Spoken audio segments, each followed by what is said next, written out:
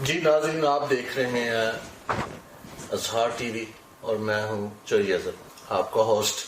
آج کی نشست میرے ساتھ میرے معزز مہمان جو ہیں، ان کا تعلق پاکستان سے ہے اور سہیل احمد صاحب ان کا نام ہے۔ یہ صاحب کا پاکستان میں جج اور یہاں انگلینڈ میں برطانیہ میں پہنچے اور تعلیم بھی حاصل کی، یہاں کی جو وکالت ہے اس کو بھی پاس کیا، اس کے ساتھ ساتھ اس دواجی زندگی کے معاملات کو بھی کی منزلیں طے کرتے ہوئے پریکٹس جاری رکھی اور اب یہ کامیاب وکیل کی حیثیت سے ابھرے ہیں، بلکہ ابھرے نہیں، اب تو ماشاءاللہ خدا کے فضل سے بڑی ان کی مشہوری ہے۔ یونائٹڈ سولیسیٹرز کے نام سے ان کی فرم ہے جو برطانیہ میں اسٹاکپورٹ روڈ 11 جون پر ان کا دفتر ہے، اور آج ان سے بہت سی باتیں ہوں گی، قانون کے حوالہ سے، عدالت کے حوالہ سے، انصاف کے حوالہ سے، کچھ کوشش کریں گے سیاسی محرکات پر بھی ان سے گفتگو کی جائے۔ بڑی انٹرسٹنگ پرسنالٹی ہے۔ تو سہیل صاحب، آپ کو اظہار T V per welcome. Thank you very. یہاں پر میں یہ بھی گزارش کرتا چلوں کہ اظہار چینل جو ہم نے جس کا آغاز کیا ہے، میرے ساتھ میری جو اس ٹیم کے کارہائے نمایاں لوگ ہیں، عامر خان صاحب ہیں، خالد شیخ صاحب ہیں، اسی طرح پاکستان سے کچھ لوگ ہیں، کچھ فرانس سے اور نیو جرسی نیو یارک سے بھی ہیں، آسٹریلیا سے بھی ہیں، لیکن ابھی ان کے نام کنفرم نہیں ہوئے، ان سے جو ہی مکمل تفصیلات طے ہوں گی تو پھر آپ کو ان کے نام بھی بتائیں گے۔ اس سے پہلے کہ پروگرام کا آغاز کیا جائے، بڑی نوازش ہوگی، پروگرام کو پورا دیکھیے گا، آپ کو مزہ آئے گا، اور ہمارا چینل بھی سبسکرائب کیجئے گا اور فالو اپ دیکھیے گا۔ اگر آپ آئیکن بیل کو پریس کریں گے تو آپ کو آئندہ جو ہمارے باقی پروگرام ہیں وہ بھی آپ تک آتے رہیں گے۔ بہت سی انفارمیشنل، بہت سے مزاحیہ خاکے بھی آئیں گے انشاءاللہ بفضل خدا فیوچر میں۔ تو اظہار ٹی وی، آپ کی رائے، آپ کا اظہار رائے، یہ ہم لے کر چلیں گے۔ سہیل صاحب سنائیے کیسے مزاج ہے؟ بالکل بہترین جی، خیریت سے۔ سب سے پہلے تو میں اظہر بھائی آپ کو، عامر بھائی آپ کو، آپ لوگوں کو بہت بہت دلی مبارکباد دینا چاہتا ہوں نئے ٹی وی چینل کے آغاز پر، اور میری یہ خواہش ہے اور دعا دلی تمنا ہے کہ اس کو اللہ بہت ترقی دے اور یہ بہت پھلے پھولے یہ چینل۔ بہت شکریہ، بڑی نوازش، بڑی مہربانی۔ وہ کیا کہ آغاز کہاں سے کروں، اتنے معاملات ہیں، لیکن چلے یہ پوچھتے ہیں آپ سے کہ اپنے بارے میں بتائیں تھوڑا سا بریفلی کہ آپ کس شہر سے ہیں اور آپ سابقہ جج رہے ہیں پاکستان میں، تو کون سی کیٹیگری آپ نے چوز کی کہ جس میں آپ انصاف کے کٹہرے میں لوگوں کو انصاف دے سکیں؟ میرا تعلق جی بیسیکلی ساہیوال سے ہے، پاکستان سے۔ تو گورنمنٹ کالج لاہور سے میں نے گریجویشن کی، پنجاب یونیورسٹی سے لاء کیا، پھر 2002 میں میں نے ساہیوال میں کچھ عرصہ پریکٹس کرتا رہا، پھر میں نے 2002 میں سول جج کا ایگزام پاس کیا اور سول جج اپوائنٹ ہوا۔ میری پہلی اپوائنٹمنٹ بہاڑی میں تھی۔ تو میں یہ کہنا چاہوں گا کہ یہ اللہ کا بہت بڑا اعزاز تھا کہ اللہ نے مجھے یہ عہدہ بخشا اس وقت، اور مجھے قوم کی خدمت کرنے کی اور انصاف کرنے کی توفیق عطا فرمائی۔ تو میں سمجھتا ہوں یہ بڑی سعادت کی بات ہے، یہ کوئی آپ محنت سے یہ نہیں حاصل کر سکتے۔ تو باقی باتیں انصاف اور آپ کی کتنی عمر تھی جب آپ جج بنے اور اپوائنٹڈ ہوئے؟ میں اس وقت تھا 26 ایئرس۔ 26 سے 26 سال؟ جی ٹھیک۔ تو آپ بہاڑی میں پہلے؟ بہاڑی میں میری پہلی پوسٹنگ تھی۔ اچھا، سب سے پہلے میں یہ آپ کو بتاتا چلوں کہ میں تھوڑا سا ساہیوال کے بارے میں جانتا ہوں تھوڑا سا۔ تو جس زمانے کی میں بات کر رہا ہوں 77 کی ہے، تو مجھے یہ یاد ہے کہ ساہیوال، اگر کوئی ساہیوال کا جاننے والا شہری یا دیکھنے والا، جاننے والا، سننے والا وہاں کا رہائشی دیکھ رہا ہے ویڈیو، تو میں ساہیوال کو بلکہ ایک پرانی مبارکباد ہے جو پیش کرتا ہوں کہ ساہیوال صفائی کے شہر، صفائی کے معاملے پر پاکستان کا نمبر 1 شہر اس دور میں تھا۔ اور وہاں پر وہ کیا ہے کہ چھوٹی گلی بھی ہے، اس کو کہتے ہیں جہاں پر بازار ہے، سوڑی گلی۔ تو میں نے سوڑی گلی بھی دیکھی ہے، فرید ٹاؤن، مشن ہاسپٹل، اور مین کچہری روڈ وہاں پرانا اڈا ہوتا تھا اور اس کے ساتھ شہر میں داخل ہوتے ہی نہر کے باہر ایک ہوٹل بھی ہوتا تھا. تو اس وقت پاپولیشن اتنی نہیں تھی لیکن شہر بھی صاف تھا اور لوگوں کی اس میں کمیٹی کے علاوہ لوگوں کی اپنی جو کوشش تھی کہ شہر کو صاف رکھا جائے, آب و ہوا کو صاف رکھا جائے, انوائرمنٹ کو اچھا بنایا جائے, اور منٹ گمری کے نام سے بھی مشہور تھا.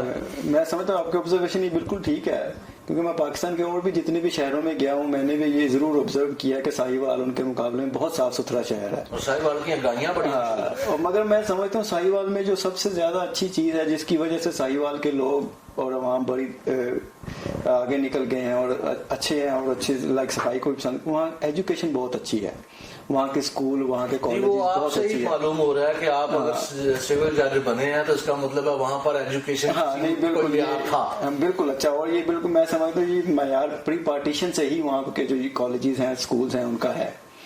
اگر آپ لاہور سے آگے آئیں تو آپ کو پہلے ساہیوال ہی ملتا تھا رستے میں جہاں اچھے اسکول اور کالجز تھے, بڑے دور دور سے لوگ یہاں پڑھنے آتے تھے. جب مجھے یاد ہے ایک آصف اولیور نام مجھے یاد ہے, تو وہ ہمارے گوجرا کے رہائشی تھے میرے گاؤں سے, تو وہ ساہیوال پڑھنے گئے. بالکل ایسے ہی ہے, یہ 1978 کی بات ہے. اچھا آگے چلتے ہیں.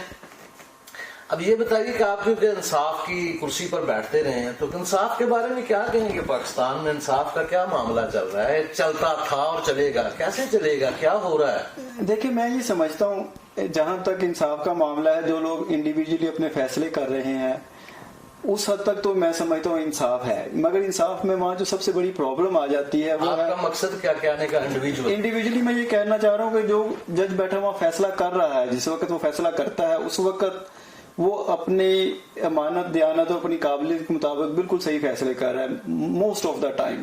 ایکسیپشن آلویز دیر, مگر وہ صرف ایکسیپشن ہے, رول نہیں ہے. نارملی ان کے سب فیصلے اچھے ہوتے ہیں, مگر جو پرابلم آتی ہے جس سے عام عوام بہت سفر کرتی ہے اور جس کو ججز کنٹرول کرنا بھی چاہیں تو ان کے لیے بہت مشکل ہے, اسے کنٹرول نہیں کر پا رہے, وہ ہے ڈیلے. ججز کے ہاتھ ان کے آؤٹ آف کنٹرول ہے, ان کو اس پہ کنٹرول نہیں رہ گیا ہوا, وہ اس کو کنٹرول نہیں کر سکتے, اس کو کم نہیں کر سکتے. اس میں جو سب سے بڑی پرابلم میں سمجھتا ہوں کہ ہمیں وہاں لیجسلیشن کرنے کی ضرورت ہے جس میں بہت ساری اپیلز ہیں, بہت سارے فورم ہیں جہاں آپ آگے جا سکتے ہیں, ان کو ختم کرنے کی ضرورت ہے. کاسٹیں لانے کی ضرورت ہے, جو پارٹی ہارے اس کو اچھی خاصی کاسٹیں پڑے تاکہ وہ لوگ فریولس لٹیگیشن نہ کریں. نمبر آف ججز, اس قسم کے جو سٹیپس ہیں وہ چاہیے. جو ڈیلے ہے ہمیں صرف اسے کم کرنا ہے, جو اس کی بہت سخت ضرورت ہے. یہ جو تاریخ پہ تاریخ اور ڈاکومنٹ پہ ڈاکومنٹ, ہر تاریخ پہ ایک نیا ڈاکومنٹ مانگا جاتا ہے. پچھلے ڈاکومنٹ کی ایک فائل بنتی جاتی ہے, لیکن وہ یوز بھی نہیں آ رہے ہوتے. کیا وہ بس منگوا کے تو ایک فارمیلٹی پوری کی جاتی ہے؟ نہیں, میں سمجھتا ہوں جو ڈاکومنٹس والے آپ بات کر رہے ہیں وہ شاید اتنی زیادہ نہیں ہے. ڈاکومنٹس تو جو جب ان کا ٹائم ہوتا ہے ایویڈنس کے وقت, اس وقت ایز این ایگزیبٹ ہی آتے ہیں, پہلے اور بعد میں نہیں الاؤ ہوتے. ہاں کوئی اسپیشل اپلیکیشن کے تحت کوئی چیز آ جائے تو وہ ایک ڈفرینٹ ایشو ہے. مگر اس میں اگین وہ جو تاریخ والی آپ نے بات کی ہے وہ زیادہ ڈینجرس بات ہے. اگر آپ کا کیس جینوئن بھی ہے اور آپ سارے ڈاکومنٹ آپ نے پیش بھی کر دیے ہیں, لیکن اگر 10 سال اگر تاریخ ہی پڑ رہی ہے تو آپ کو اس کا فائدہ تو نہ ان ڈاکومنٹس کا. اصل پرابلم وہ تاریخیں ہیں.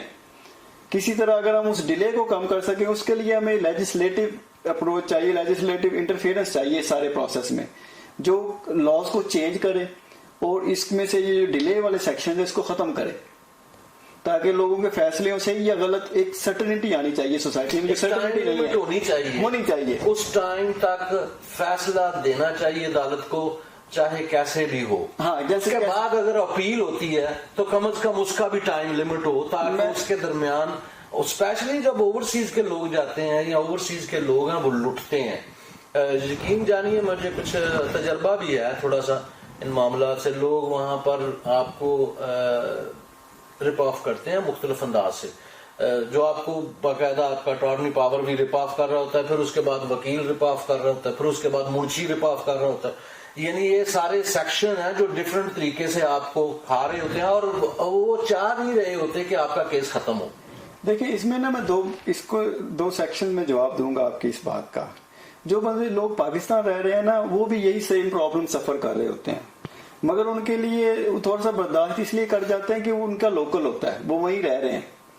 جو لوگ اوورسیز ہیں پرابلم ان کو بھی سیم آتے ہیں، مگر جو ان کا ڈسٹینس بہت زیادہ ہو جاتا ہے، وہ بڑا کچھ سفر کر کے یہاں سے جاتے ہیں، اپنا کام پیچھے چھوڑ کے جا رہے ہیں، پھر روز آ جا نہیں سکتے، شام کو گھر نہیں آ سکتے، اس وجہ سے ان کا وہ جو برڈن انہیں ڈبل لگ رہا ہوتا ہے، وہ پرابلم ڈبل ہو جاتی ہے ان کے لیے۔ اچھا، اس میں جو دوسری بات ہے وہ یہ ہے کہ ہم لوگ اکثر یہ بھول جاتے ہیں، چاہے ہم اوورسیز یورپ میں رہ رہے ہیں، امریکہ میں رہ رہے ہیں، کہیں بھی دنیا میں رہ رہے ہیں، آپ کی چیزیں جس پہ آپ کا کنٹرول نہیں ہے نا، تو اس کے ساتھ پرابلم آنے کے چانس بڑھ جاتے ہیں۔ چاہے آپ انگلینڈ میں چیز ہے، پاکستان بیٹھ جائیں گے تو یہاں پرابلم شروع ہو جائیں گے۔ یہ بتائیے کبھی پالش مالش کا بھی وقت ملا کبھی کہ نہیں؟ پالش مالش تو پھر چلتی رہتی ہے۔ اچھا، جیب گرم ہوتی تھی پاکستان میں؟ جی جی نہیں، میں نے تو خیر سال ہی جاب کی ہے۔ نہیں، میں اسی کو پالش مالش کا، اچھا، مجھے نہیں پتا کس کو کیا ہے۔ یوزلی کیا ہوتا ہے کہ جی مجھے جو تجربہ ہوا کہ جو جج سے گل ہو گئی ہے۔ ہاں دیکھیں، اس بات پہ میں بھی پاکستان میں بڑا ہوا ہوں، وہیں پیدا ہوئے ہیں، سارا کچھ وہیں پڑھے ہیں، وہاں کے سب ڈپارٹمنٹس کو لوگوں کو جانتے ہیں۔ میں یہ بات بڑے باوثوق اور بڑے یقین سے کہہ سکتا ہوں کہ پاکستان میں اگر کوئی ڈپارٹمنٹ سب سے اچھا اور ایماندار ہے تو وہ جوڈیشری کا ہے۔ وہ ارشد ملک کر گیا ہے نا، ارشد ملک صاحب کر گئے ہیں۔ ایکسیپشنز ہمیشہ ہیں، میں یہ نہیں کہوں گا کہ بہت بالکل ہیں۔ جیسے آپ کسی دوسرے ڈپارٹمنٹس میں چلے جائیں، پولیس میں چلے جائیں، کسٹمز میں چلے جائیں، کسی میں چلے جائیں، تو آپ کی ہر فائل، ہر چیز پہ آلموسٹ 90 to 100% آپ کو پہیے لگانے پڑیں گے۔ ایک مچھلی پورے تالاب پر بدنامی کر جاتی ہے۔ یہاں جوڈیشری میں ایسا بالکل بھی نہیں ہے۔ اچھا، آپ کہتے ہیں کہ جوڈیشری میں ایسا نہیں ہے، نہیں، اور یہ لیکن صاف کا بول بالا ہو کیوں نہیں رہا پھر؟ وہ صرف ڈیلے ہے۔ اچھا، ڈیلے میں اس میں نہیں سمجھتا کہ ججز کی میلافائڈی نہیں ہے، ان کی بدنیتی نہیں ہے، میں نہیں سمجھتا یہ بات، وہ بالکل نہیں، وہ کرنا چاہتے ہیں، کرتے بھی ہیں، جو ہی اس وقت ڈیسیجن پہ بات آتی ہے تو وہ انصاف سے ہی فیصلے کرتے ہیں، مگر وہ ڈیلے ہی اتنا ہو جاتا ہے، جو 2 سال میں فیصلہ ہو 20 سال بعد ہو، فائدہ نہیں ہے اس کا۔ مجھے ذاتی طور پر میں نے جیسے گزارش کی کہ مجھے ذاتی تجربہ ہے، تو مجھے یاد ہے کہ 1976 میں کیس ہوا، 1987 میں فنش ہوا، ختم ہوا، تو اس کے بعد وہ اپیل چلی گئی ہائی کورٹ میں، اور یقین جانیے کہ قبضے نجائز پڑے ہوئے ہیں جیسے تیسے وہاں ہی۔ ہائی کورٹ میں آج بھی مقدمہ پڑا ہے، لیکن اس کی تاریخیں صرف 2 ہی نکلی تھی، 1988 میں اور 1991 میں، اور اس کے بعد آج تک تاریخ نہیں نکلی۔ اب تاریخ کا جو پوچھنا ہوتا ہے، یہی بتایا گیا کہ جی آپ آئیں اور تاریخ نکلوائیں۔ اب نکلوائیں کا مطلب کیا ہے وہ آپ بھی سمجھتے ہیں، لوگ بھی جانتے ہیں کہ تاریخ کیسے نکلوائی جاتی ہے، جن کے معاملات سے واسطہ ہے کہ ہائی کورٹ والے کیسے تاریخ نکالتے ہیں۔ اب دیکھا جائے دوسری طرف تو بعض اوقات بعض جگہ پہ ایسے مقدمات بھی دیکھے ہیں جہاں جج رات کے 12 بجے بھی فیصلہ دے رہا ہے اور سن رہا ہے، پورا دن گزار رہا ہے، تو ایسے ہوئے ہیں، تاریخ گواہ ہے، لوگوں کو پتا ہے۔ However، آگے چلتے ہیں۔ آج برطانیہ میں اور پاکستان میں آپ نے دونوں ملکوں میں مختلف ادوار میں مختلف طریقے سے آپ نے تعلیم حاصل کی، اور آپ اب پاکستان سے نکلے، جج بنے، ظاہری بات آپ بار کے بھی ممبر رہے ہوں گے۔ برطانیہ میں پہنچ کے آپ نے کیا محسوس کیا، کیسے آپ نے آپ کی تعلیم کیسے چلی، آپ نے لائسنس حاصل کیا، آپ نے سب کچھ کیا ہے، تو اس میں کتنا سفر کٹھن تھا، یا کیسے ایزی پیزی ہو گیا، یا بڑی مشکلات کا سامنا کرنا پڑا؟ نہیں، میں نہیں سمجھتا، کیونکہ اللہ کا شکر ہے پاکستان میں بھی اچھی جگہ پڑھتے رہے، پڑھائی میں ٹھیک سے محنت کی عادت تھی، تو یہاں کے بھی چیزیں، چونکہ ہم انہی انگلش سسٹم کو ہی فالو کرتے ہیں، یہ کامن لا جو انگلینڈ کا یہی سے ہم پاکستان میں فالو کرتے ہیں، تو بیسک انڈرسٹینڈنگ، بیسک چیزیں تو وہی تھی ساری، تو تھوڑے سے رول پروسیجرز ڈفرینٹ تھے، ان کی اسٹڈی کی، کچھ عرصہ یہاں لائبریری میں جا کے بیٹھے رہے، پڑھتے رہے، پورا 1 سال لگا کم از کم وہ لائبریری میں۔ کیا پروسیجر کیا ہے قانون کا اس ملک میں؟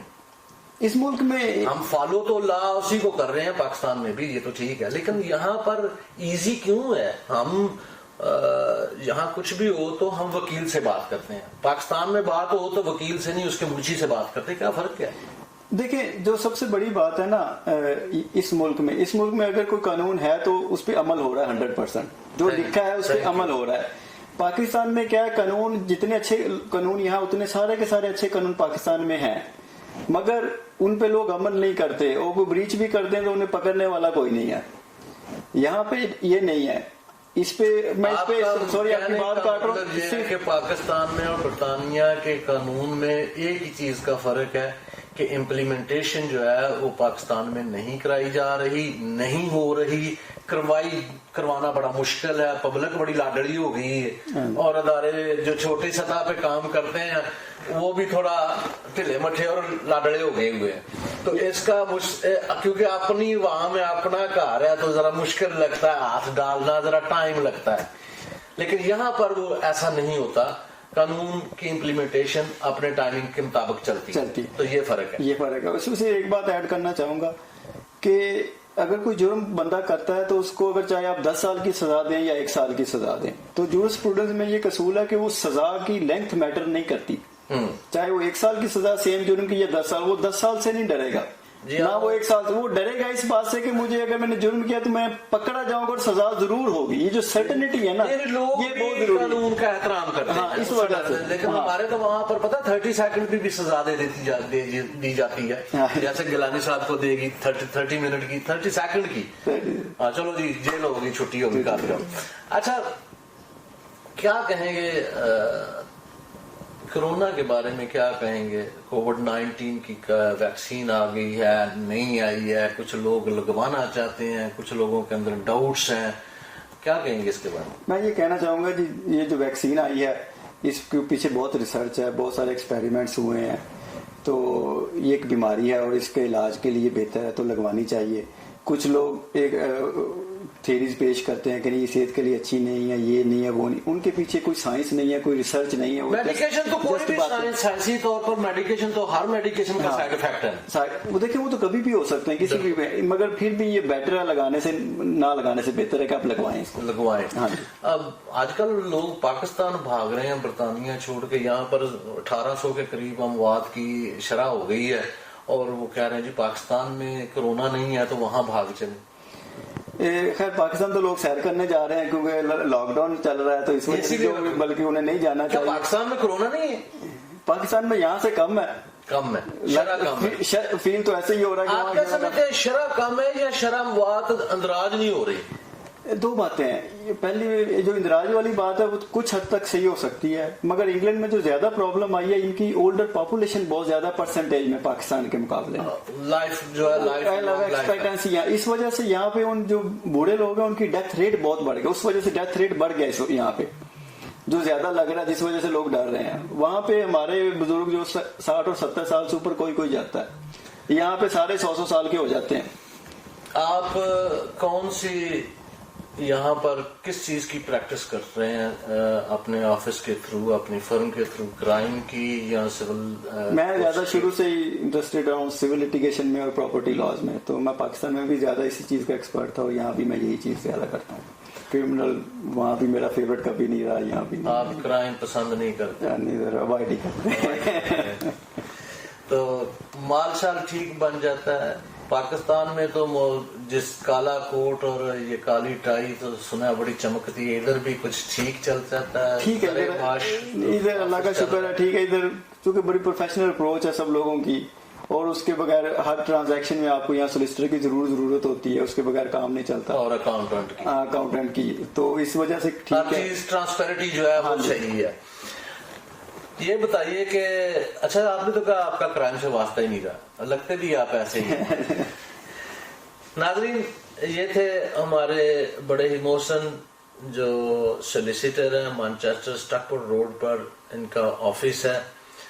سول سوٹس کے جو کیسز ہیں, فیملی کیسز ہیں, پراپرٹیز ہیں, ان کو یہ ان کی لک آفٹر کرتے ہیں لوگوں کی ان کیسز میں.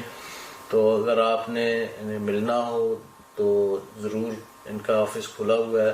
کووڈ-19 کی وجہ سے ڈسٹنس کا اور دوسرے OSP کا تمام کا انتظام انہوں نے کر رکھا ہے. تو آپ جب بھی کبھی کوئی مسئلہ ہو تو آپ سہیب صاحب سے اور ان کا جو عملہ ہے ان سے, اسٹاکپورٹ روڈ پر آپ کا کہاں پر ایڈریس صحیح طریقے سے ذرا بتا دیں لوگوں کو تاکہ ہم تک پہنچے. نواب کے پاس ہے آپ کا آفس؟ ہاں جی, اسٹاکپورٹ روڈ پر نواب ریسٹورینٹ کے بالکل ساتھ, بالکل سامنے یونائٹڈ سولیسٹر. نواب ہوٹل ایک بڑی مشہور لینڈ مارک ہے آپ کے لیے, لیمن جون میں لانگ سائڈ سے آگے, اسٹاکپورٹ سے پیچھے. تو آپ کبھی آئیں مانچسٹر میں, یا آپ مانچسٹر کے لوکل رہنے والے ہیں تو آپ کو کوئی فیملی پرابلم ہے, جائیداد کا معاملہ ہے, اس میں ول کا لکھانا ہے یا کوئی ڈسپیوٹ کا معاملہ ہے, تو سہیل صاحب آپ کی بڑی اچھی طرح سے رہنمائی کریں گے. ناظرین, وقت ہوا جا رہا ہے پروگرام اور سیگمنٹ کے ختم کرنے کا. بس آپ گزارش کروں گا کہ ہمارا چینل ضرور سبسکرائب کیجئے گا, بیل آئیکن پریس کیجئے گا تاکہ آئندہ پروگرام آپ تک دوبارہ خود بخود پہنچے, اور کوشش کریں گے کہ آئندہ پھر کسی جانی پہچانی اور اچھی پرسنالٹیز کے ساتھ آپ کا تعارف بھی کروایا جائے اور اچھی اچھی جو باتیں ہیں وہ بھی پہنچائی جائیں, اور تاکہ اوورسیز کے مسائل بھی ڈسکس کیے جائیں. مجھے دیجیے اجازت, دیکھتے رہیے اظہار ٹی وی یوٹیوب چینل سے. تو اپنا اور اپنے پیاروں کا, اپنے پڑوسیوں کا بہت خیال رکھیے گا. خدا حافظ.